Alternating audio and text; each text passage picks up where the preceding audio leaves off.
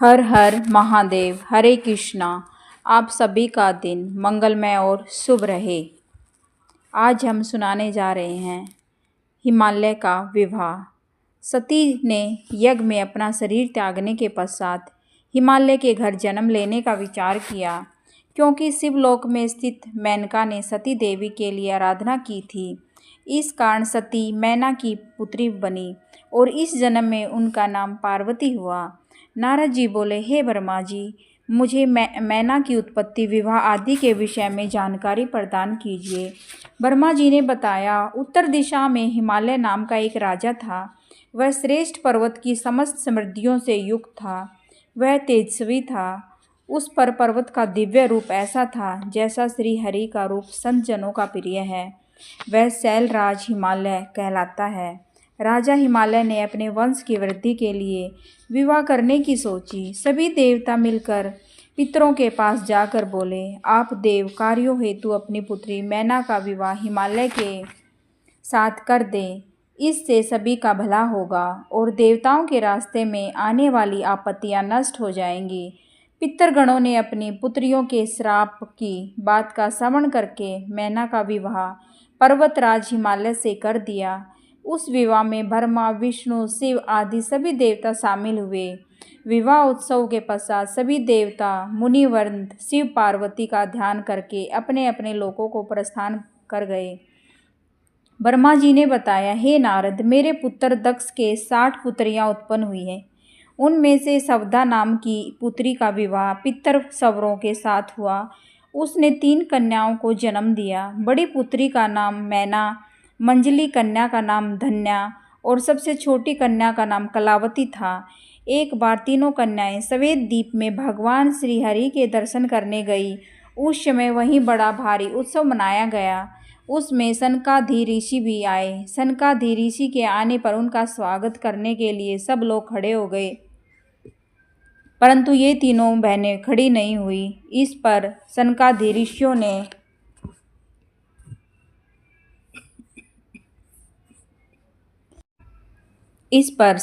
ऋषियों ने उन तीनों को श्राप दिया कि तुम तीनों बहनें श्रुति को जानना चाहती हो, परंतु तुमने अभिमान के कारण नमस्कार करने की आवश्यकता नहीं समझी, इसीलिए तुम स्वर्ग से दूर जाकर मनुष्य बन जाओ। यह सुनकर दोनों बहनों ने अपने सिर झुकाकर ऋषि को प्रणाम किया और प्रार्थना करने लगी, हे मुनि श्रेष्ठ, आप प्रसन्न हो जाइए, हम तो मूढ़ हैं। आप हम पर ऐसी कृपा करें कि हमको स्वर्ग प्राप्त हो जाए। ऋषि सनत कुमार शिवजी की माया से प्रभावित होकर बोले, हे पितरों की तीनों कन्याओं, अब तुम प्रसन्न होकर मेरी बात सुनो। यह बड़ी कन्या मैना पर्वतराज हिमालय की पत्नी होगी और इससे पार्वती नाम की कन्या उत्पन्न होगी, जो भगवान शंकर की पत्नी बनेगी।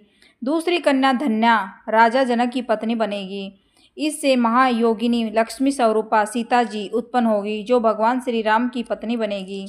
तीसरी कन्या कलावती राजा वृषभानु की पत्नी बनेगी, जो महामाया राधा को जन्म देगी।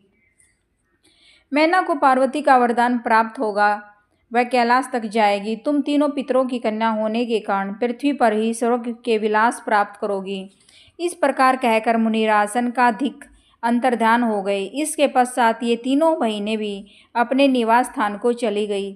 हिमालय मैना से विवाह करके अपने घर आए और सुखदायक स्थानों में मैना के साथ झूम झूम कर विवाह करने लगे। एक बार देवताओं के साथ श्री हरि वहाँ आए। हिमालय ने उन्हें देखकर कहा, मैं आपके दर्शन पाकर कृतार्थ हुआ, मुझे क्या आज्ञा है। तब श्री हरि ने कहा, जगदम्बा सती के शरीर त्यागने की बात तो आपको पता ही है। जब आप ऐसा प्रयत्न करेंगे, वे आपके यहाँ जन्म लेकर देवताओं के कार्य को संपन्न करें। श्री हरि के ऐसा कहने पर हिमालय ने कहा, आपकी आज्ञा शिरोधार्य है। सभी देवता शंकर भगवान की पत्नी उमा की स्तुति करने लगे।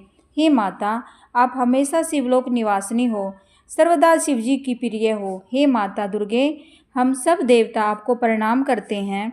जब देवताओं ने भगवती उमा की स्तुति की तो कष्ट निवारणी दुर्गा देवी उनके सम्मुख प्रकट हुई। सभी उपस्थित देवता उनको प्रणाम करके स्तुति करने लगे। हे माता, हमें क्षमा कीजिए तथा सनत कुमार के वचनों का पूर्ण करने की कृपा कीजिए। अब आप पृथ्वी पर अवतार ग्रहण कर शिवजी की पत्नी बनकर अपनी अद्भुत लीलाओं से देवताओं को सुखी बनाएं। देवी ने भगवान शिव जी का स्मरण कर कहा, हे मुनियों एवं देवताओं, मैं पृथ्वी पर अवतार अवश्य ग्रहण करूंगी। इससे देवताओं के दुख दूर होंगे। मेरे अवतार लेने के और भी कारण हैं। इससे पहले हिमाचल और मैना ने भी मेरी आराधना की है। अभी मैं भक्तिपूर्वक मेरी सेवा करती हूँ, अतः मैं हिमालय के घर उनकी कन्या के रूप में प्रकट होंगी। मुझे ज्ञात है कि मेरे शरीर त्यागने से मेरे पति भगवान शंकर भी दिगंबर होकर मेरे वियोग को सहन नहीं कर पा रहे। वे निरंतर जागते रहते हैं, जिससे वे कमज़ोर होते जा रहे हैं। वे मेरा पानी ग्रहण करना चाहते हैं, इसीलिए मैं शीघ्र ही अवतार लेकर तुम्हारे कार्य सिद्ध संपन्न करूंगी। अब तुम अपने स्थान को जाओ और भगवान शिव का भजन करो। ब्रह्मा जी ने बताया, जब देवता हिमाचल और मैना का उपदेश देकर लौट गए तो दोनों उमा देवी की आराधना करने लगे। उन्होंने चैत्र मास से लेकर 27 वर्ष तक व्रत किया। व्रत की समाप्ति पर दुर्गा भवानी उमा प्रसन्न होकर उनके सामने प्रकट हुई और उनसे वर मांगने के लिए कहा। हिमाचल ने उनसे 100 पुत्र तथा पुत्री के रूप में उमा देवी से स्वयं प्रकट होने की इच्छा प्रकट की। देवी ने उनसे तथास्तु कहा और अंतर्ध्यान हो गई। कुछ समय पश्चात मैना के गर्भ में से ज्येष्ठ पुत्र मैनाक का जन्म हुआ। वह इंद्र के द्वारा पर्वतों पर काटने पर समुद्र में छिप गया और समुद्र से मित्रता कर ली।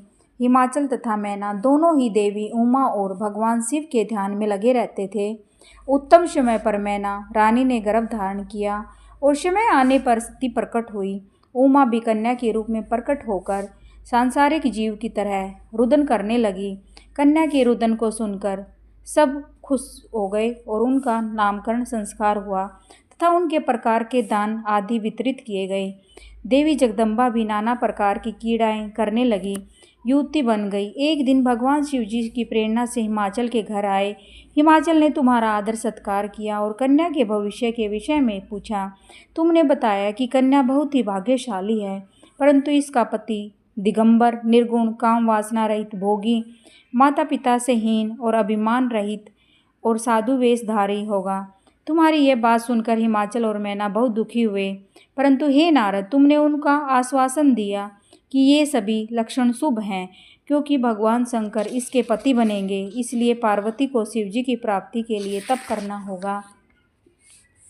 एक बार सौपन में मैना ने अपने पति हिमाचल से कहा, पार्वती अब बड़ी हो गई है, अतः इसके लिए वर की तलाश कीजिए।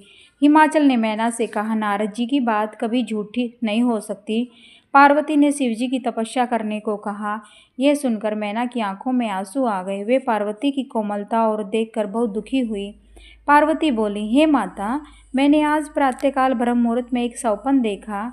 मुझे एक तपस्वी व्यक्ति ने कहा कि हे भाग्यवान, शिव की प्राप्ति के लिए तुम तप करो। यह सुनकर मैना ने ये सारी बातें हिमाचल को सुनाई। ब्रह्मा जी ने नारद को बताया। कुछ समय के पश्चात भगवान शिव जी नंदीश्वर आदि गणों के साथ हिमाचल के उस प्रदेश में पधारे जहाँ पतित पावन गंगा जी ब्रह्मलोक से नीचे गिर रही थी। वह स्थान देखकर शिव जी उसे तप के योग्य समझकर आत्मचिंतन करने लगे। शिव जी के आगमन का समाचार सुनकर हिमाचल उनके दर्शन करने गए। उन्होंने शंकर जी को प्रणाम कर उनका विधिवत पूजन किया। भगवान शंकर ने हिमाचल से कहा कि मैं यहाँ तप करने के विचार से आया हूँ। आप ऐसी व्यवस्था कर दें कि मेरी तपस्या में कोई विघ्न न पड़े। हिमालय ने कहा, हे प्रभु, आप यहाँ तपस्या कर सकते हैं, आपकी तपस्या में कोई विघ्न नहीं पड़ेगा। ऐसा कहकर उन्होंने सभी प्रकार की व्यवस्था कर दी। कुछ दिनों के बाद फल फूल लेकर पार्वती के साथ हिमाचल भगवान शिव के पास पहुँचे। वहाँ पहुंचकर हिमाचल ने भगवान शिव को प्रणाम किया। हे भगवान, ये मेरी कन्या पार्वती है, इसे मैं आपकी सेवा में लाया हूँ। कृपया इसे आप अपनी दासी समझकर स्वीकार करें। हिमाचल की बात सुनकर भोले शंकर ने अपने नेत्र खोले और सर्वांग सुंदर उमा को देखकर हिमाचल से बोले, हे राजन, ये कन्या चंद्रमा के समान सुंदर व रूपवती है। इस कारण मैं इसका यहाँ आना ठीक नहीं समझता, क्योंकि इससे तपस्वियों की तपस्या भंग हो सकती है। यह सुनकर हिमाचल व्याकुल और चिंतातुर हो गए। भगवान शंकर की बात सुनकर पार्वती जी बोली, हे योगीराज, आपने पिता से जो बातें कही हैं उसका उत्तर मैं देती हूँ। आपने जो तप करने का निश्चय किया है वह क्या शक्ति युक्त नहीं है? यही शक्ति सभी कर्मों की प्रकृति बताई गई है। इसी से इस चराचर संसार का पालन, संहार और रचना होती है। आप इस पर विचार करें कि यह प्रकृति क्या है, आप कौन हैं? यदि प्रकृति न हो तो शरीर तथा स्वरूप किस प्रकार शक्ति का पूजन ध्यान करेगा, जगत का कार्य चलता रहेगा। ये सुनकर भगवान शंकर ने कहा, हे पार्वती, मैं तप के द्वारा प्रकृति का नाश कर चुका हूँ, अब मैं तत्व रूप में स्थित हूँ। यह सुनकर पार्वती जी हंसकर बोली, हे योगीराज, आप कैसी बातें कर रहे हैं, थोड़ा सोच कर बताइए। यदि आपने प्रकृति का नाश कर दिया है तो आप किस प्रकार विद्यमान हैं, संसार के सभी कार्य कैसे कर रहे हैं? क्या आप प्रकृति के तत्व को नहीं पहचान रहे? आप पुरुष हैं और मैं प्रकृति।